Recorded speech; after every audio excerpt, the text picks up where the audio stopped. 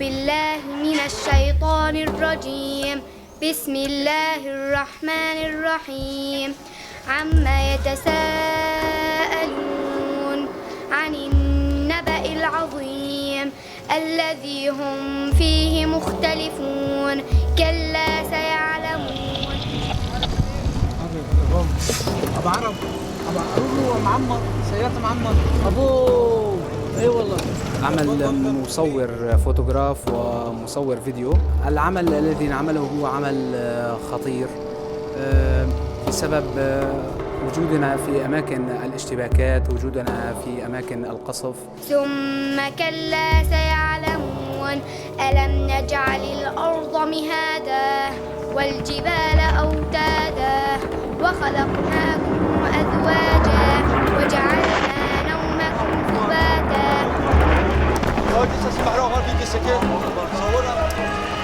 صورنا أخوي صورنا.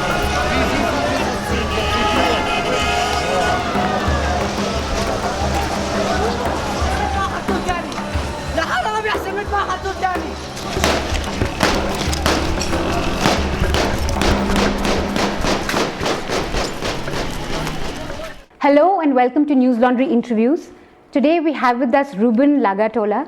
He is an Italian documentary filmmaker who's currently in India for the screening of his film Young Syrian Lenses. The film is based on the lives of media activists in Aleppo, which is the largest city in Syria. What's happening in Syria is complicated to sum up, which is why we have a little link below this video that will tell you about it. But to give you some context, Syria has been in a state of civil war for more than 5 years now. Close to 2.5 lakh people have lost their lives. It started with the Arab Spring, where the pro-democracy protests took a violent turn. Today you have multiple actors in Syria. You have the Assad government's, the regime's military. You have the rebel forces who are also armed, who are pro-democracy against the Assad regime. These two forces are constantly at war with each other. And you have jihadi forces like ISIS. Ruben, your film is based out of Aleppo, which is controlled by the rebel population, the rebel forces. And this city is bombed mercilessly by the Assad government.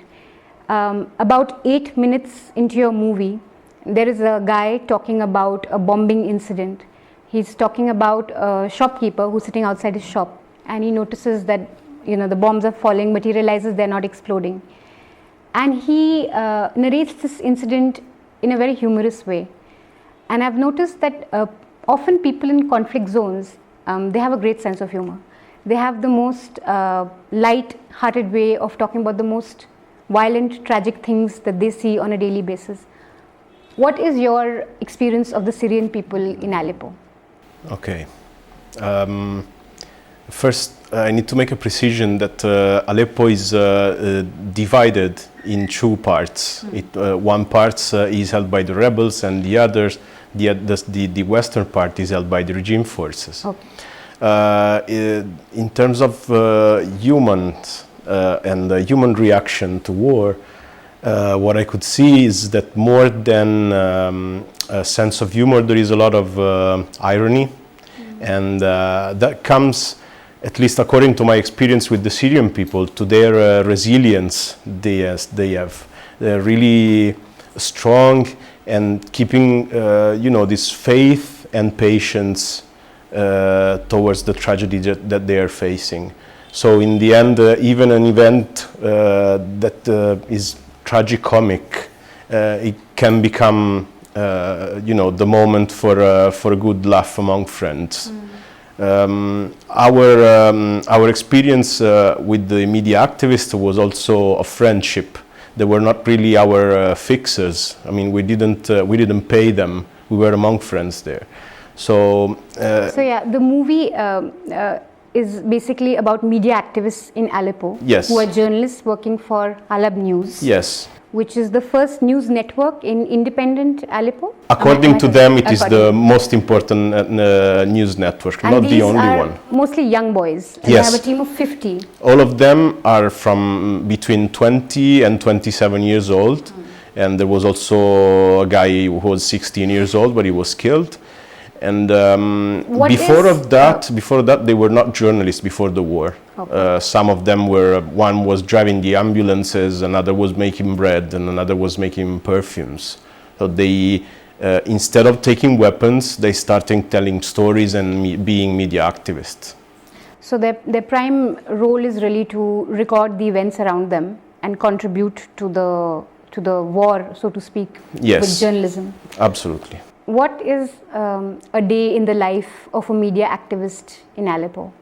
A day for me, coming from a country which is not in war, has been a real nightmare. Because since you wake up in the morning until you go to sleep, the only, not the only, but the main sound or noise that you hear over your head is the noise of the helicopters of the regime and of their bombings, dropping the barrel bombs. I tried to count let's say the rate of the bombardments one night, and you could hear in 1 hour you could hear one explosion every 5, maximum 10 minutes. One explosion, and that happens every day, night and day. Could you explain to our viewers what a barrel bomb is? Because I had read about it and I was shocked to know that. A barrel bomb is a very simple weapon, which is a real barrel, handmade, hand-welded, which is filled of explosive and rubble and small slivers of metal. And sometimes chemicals too? Sometimes also, very often actually, chlorine. Chlorine. Which is urticating. And they're very simple. They drop them from their helicopters from height that varies from 3,000 to 5,000 meters, and they're extremely imprecise. They're definitely non-conventional weapons, absolutely forbidden by any war law.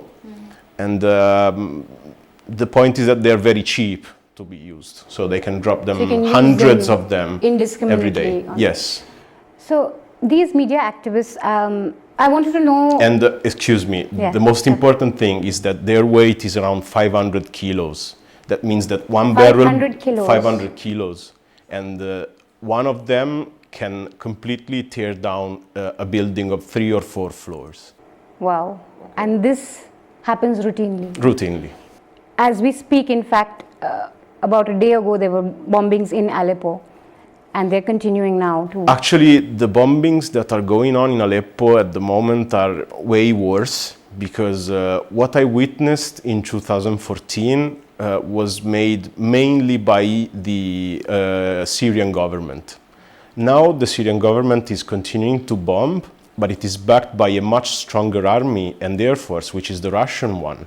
And they're using cluster bombs, fire bombs, and God knows what else. Which is that have way more destructive power than the simple barrel bombs. So you were in Syria in 2014. Yes. And you spent close to 10 days with these media activists. Yes. I wanted a sense of what their life is like. What is their job really? Is it like traditional journalists, like in a peaceful city like Delhi or Italy or France? Or what is the nature of these journalists' job in a conflict zone? I asked this to one of the media activists, and it is visible at the end of the documentary. He is also a Reuters photographer. Oh. And he says, this is not simply our job anymore. This is our life, our daily life. This is what we do. Photographing, transferring the news to the media, and there is we don't have a vision of the future, you know. We're just doing this and expecting what's going to happen the next minute. This is our life. So what happens is that maybe there is a bombing with a mass killing in the morning, so you go and take photos and videos and write about that, and maybe in the afternoon there are just blank bombings. It means they fell somewhere and they didn't damage anything, or they didn't kill anybody. So maybe it is not so important, and we do not go to see that. That means we're staying, maybe having a tea somewhere, or going to interview somebody in a more, say, peaceful, if we could use this word in this case, moment. And whatever they capture is, where is it broadcast? Halab News is broadcast on the local television channels, or are there also international media that buy this footage from them? There are international media who steal their footage mainly. Steal it? Yes. It means they take it for free, but for them it's fine. The important thing is to broadcast the images. That it must reach and out. it is. They also have a local network on simple TVs on Aleppo, and there is also the halabnews.com website where anybody can go and watch the images, photographs. But when they steal these footages, do they give them credit at least and say that this is from No, the doesn't Halab? happen. I mean, it happened also to me. It's very rare that they do it. Okay. I also got some images stolen, so I know how it works. Wow. Okay. So now journalists traditionally, when you cover something, you're supposed to be maintaining a distance from the event that you cover. Even war journalists, when they go, they capture very horrific images, sites. You are not supposed to be getting emotionally involved with what's happening. But these guys, a lot of what's happening around them is happening to their family, their friends, their neighbors. Is there a line that they draw, or are they very involved, very invested in the work that they do and the people they cover? Well, my approach to the rebel side of Aleppo has been done always with critical thinking. I didn't go there saying you are the goods and the Assad is the evil. Although I still think that Assad is the evil, the biggest evil. And the reason why I call them media activists and not just citizen journalists is because they are completely involved in their cause. They are defending their country. So their information can be affordable, but it needs to be double and triple checked. So not all the time I would take for granted what they say. But according to my experience in those 10 days, I also checked the news that they were issuing, and I have to say that I could see honesty, at least in what I could also witness, in what I could also double check. But the reason why I call them media activists is very important to distinguish them from journalists, simple journalists. Because they're very involved in the cause that they're covering, and yes. they are rebels. Yeah, one of the protagonists says, "I'm a rebel first, and then a journalist or a media person." They also define themselves. Sometimes they, swap the words, but they always define themselves media activists. But do they also take to arms when it is required? Do they also double up as part of the rebel army? A few of them were going around with a simple gun, and in some situation they are escorted by a couple of armed militias, but generally no. And it is for defense; it's not for attack. I was reading somewhere that one of the protagonists has joined the ISIS, and another one has left to Europe to work there. Many of them. Many of them. And when you watch the movie, these are really young boys, hopeful boys who really want to change, who are bothered by what's happening and who want to tell the world about their miseries, their problems. And then to give up what you're doing and join a force like ISIS, which is very senseless in the violence that it inflicts on people.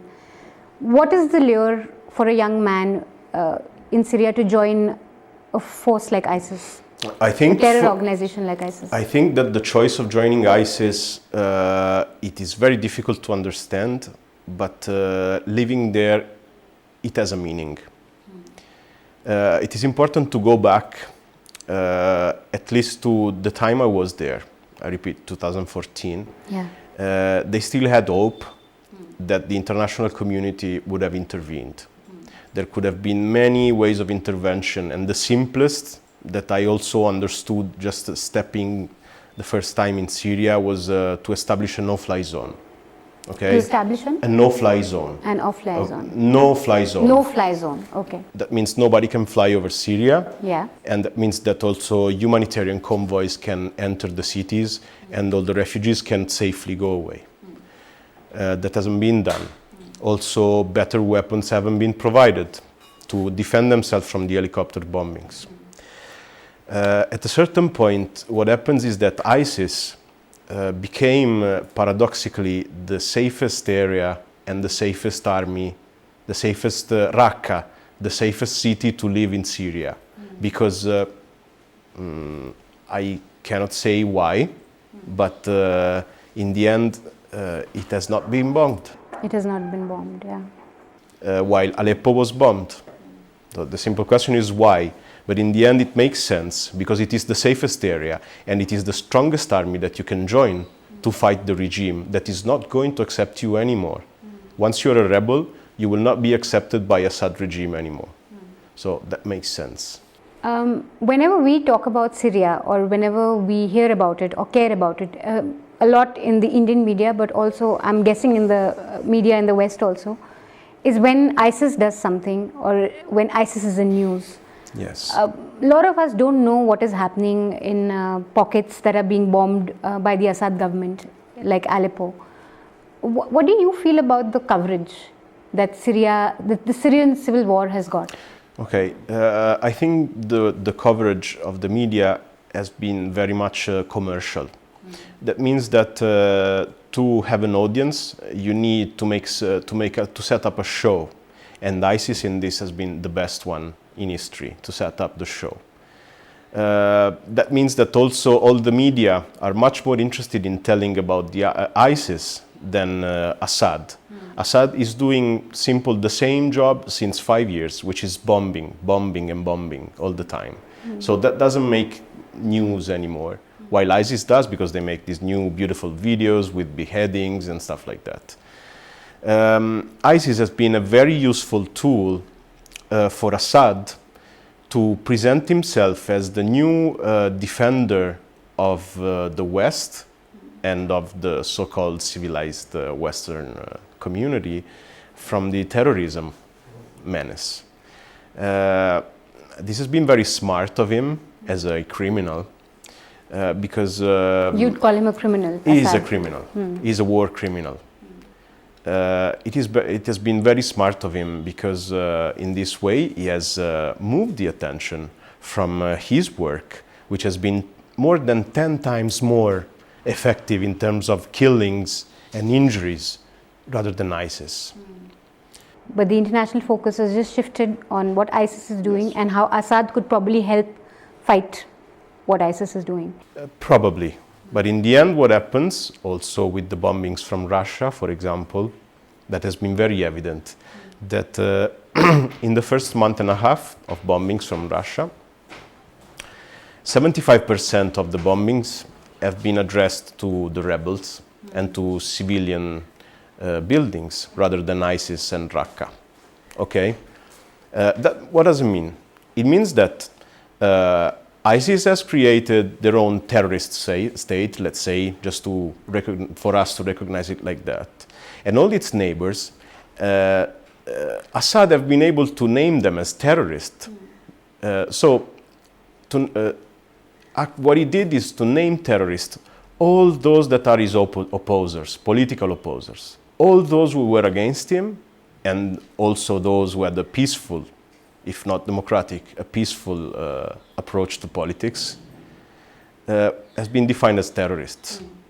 It's pretty much the same what happened in Italy with the fascists. During the fascist regime, they used to name the partisans, who actually were the liberators of Italy, as terrorists, in the same way. The Nazis also were naming them terrorists. Syria is the most dangerous place for a journalist to go to. What prompted your decision? Were you scared thinking of going? Why did you think of going there? I thought of going there because I couldn't see any good coverage of the news there. Syria is now a real black hole in terms of information. And now, as it was before, I think now it's even worse actually. What pushed me to go, at a certain point I said, okay, somebody has to do that. And already I started working with the Syrian refugees in 2012 in Iraq. So my curiosity raised to see that place, to see what is war, And in the end, And you were there for 10 days. How did that change you? And how were you operating in this space, because it was all new to you? And you do hear about war and conflict, but when you're there, you realize it's something that you hadn't expected. So what were those days like, and what changed your perception or attitude towards the war, the conflict that was happening in Syria? I understood that unfortunately war is a very human thing, and that in the end there is nothing to be surprised in that. We should change, intellectually work to change it, but instinctively that belongs very much to mankind. Wow. And I was watching the movie, and there is this, you do think that it started off as a protest against a dictatorial regime.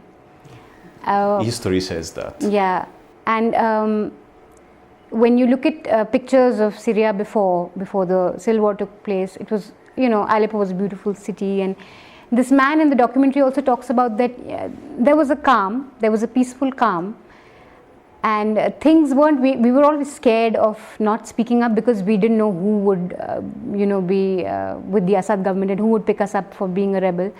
But now when you interact with Syrian people, when you interacted with them for the 10 days, did they ever feel that this is too big a price we paid, war, to oppose a dictator? Maybe it was a dictatorship, but at least we weren't being bombed. At least we had. The answer is already in your question, because the answer that I received from that man saying that the peace was just apparent, it was a violent peace, it was a sedated peace. It was definitely worth it to do the revolution. And that is the answer to my question, was it worth it? He said yes, because I would have been killed anyway, probably, just for smaller things, just to say that I don't like the president. So at least it is worth trying, and even giving your life to try to change your country. It is really unimaginable, the fear that the people still have, actually, of the secret services of Syria. I know people in Italy, quite far away from Syria, that are there as refugees, political refugees, since 1980. Okay. Syrian people in Italy since 1980. I tried to video interview them. None of them accepted, because they're still afraid of the Syrian regime, living in Italy. They never went back to Syria. So try to imagine how strong it can be. And for these guys, like you said, it was fight for it because it's worth it, because it was they weren't really living under the regime. People are fed up. They just cannot take it anymore. That is the question. And they're ready to die. They're defending, now they are defending their own houses, their own neighborhoods, their own families. What do you think should change with the way the media narrative has been on Syria? I know it's difficult to find a solution and media can't, but if we were to look at finding a solution for Syria, what should change about the media narrative? What should we be focusing on? What should we be? Honesty, just honesty. And I think that many more journalists than now should go on field reporting. Probably way less journalists should be journalists. They should probably be doing other jobs. And because there are many incompetent people, many corrupted journalists that are doing actually political activism. And are you talking about the Western media that is in Syria, or the Syrian? Yes. Okay. The Western media. Even from Italy, from France. When you mean political activists, what is the? That means that they are very ideologized. It means that, for example, you have like ancient journalists, that they were militant in the Communist Party, for example. In the 1960s or 1970s in Italy, you had a very strong Communist Party. I wasn't born at that time, but studying history, I would have liked it probably.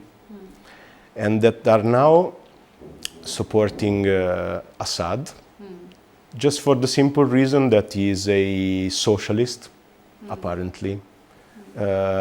Not so bad dictator that is defending Syria and the Middle East from imperialism, American imperialism. And they think it is worth it to have 12 million refugees, to have almost 500,000 people killed, almost, for the sake of anti-imperialism, which is not even that. In England, in the UK, they're already discussing about the reconstruction of Syria, and the war is not even ended. And they're not discussing about how 12 million refugees are going to live in the next days. And if the Assad regime comes, what will happen to the rebel forces? In case Assad should remain in power, which unfortunately seems to be the likely option for the moment, all the rebels, or at least all those that I met, all the rebels that I met, will not be able to get back to Syria. Because all of them would be arrested, would be tortured and probably killed in the regime's prisons. And the same would happen to me. If you go back? If I go back. Well, thank you so much for speaking to me. Thank you. Best of luck with your future projects. Thank you. And I hope you get to go back to Syria and not get arrested. Thank you. Thanks. Inshallah. If you enjoyed that, click up here to support us and down here to subscribe. Be sure to check out our older episodes and the other stuff we do, like Can You Take It, I Agree, panel discussions, comics and animations, and much, much more.